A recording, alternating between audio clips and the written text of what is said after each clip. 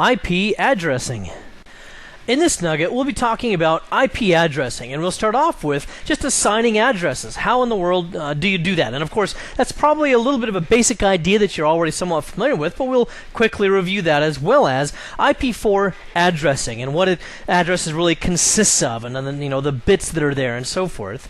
We're not really going to address, by the way, custom subnet masks in any detail. It doesn't seem as if Microsoft is emphasizing that as much as they used to, and I guess there's an assumption that you do know something about that already at this stage.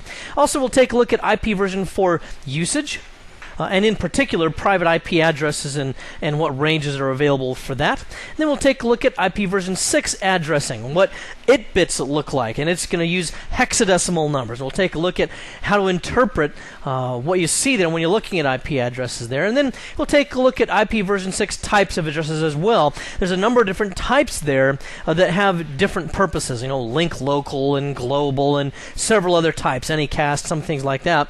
And then we'll take a look at how to make the two work together. TCP/IP version 4 and version 6, how do you make them work together, especially if you're trying to communicate with from one version to the other? Alright, now as an enterprise administrator, you're probably already very familiar with a lot of IP version 4 concepts and how to do certain things, but we'll kind of do some quick review here so that we can make sure that we're up to speed for what the exam might expect of us. First of all, just remember that when it comes to assigning addresses, you can do so manually, of course, and you know how to do that, but I'm just going to quickly go down here to the Network and Sharing Center, and as I go into this, we can see that we can manage the network connections, and then I can right-click on a connection and choose Properties. And as an administrator here, then, I can double-click on the IP version 4 and change that to, whatever I want it to be. So that's pretty much the main idea there of how we can configure IP addressing. Of course, you could also use the net shell command, that's NETSH, to also add an IP address to a given interface. So, of course, you can assign IP addresses manually.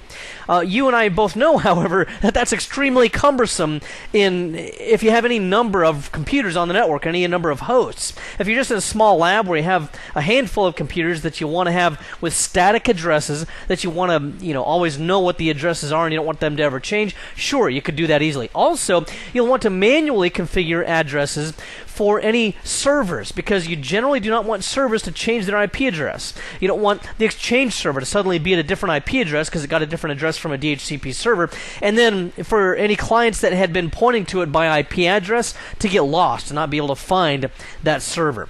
And of course, I understand that a lot of servers nowadays are also located by name anyway, and so that would hopefully update. But then you'd have also a window of time where potentially the address would get updated in DHCP, but DNS had not yet been updated, so you'd see some outages there. So manually, we only do that when we have to on generic hosts, but on servers we generally always will do that in most cases. And then we could also use DHCP. This is going to be more for your clients. So again, manual for your servers mostly. Okay, and then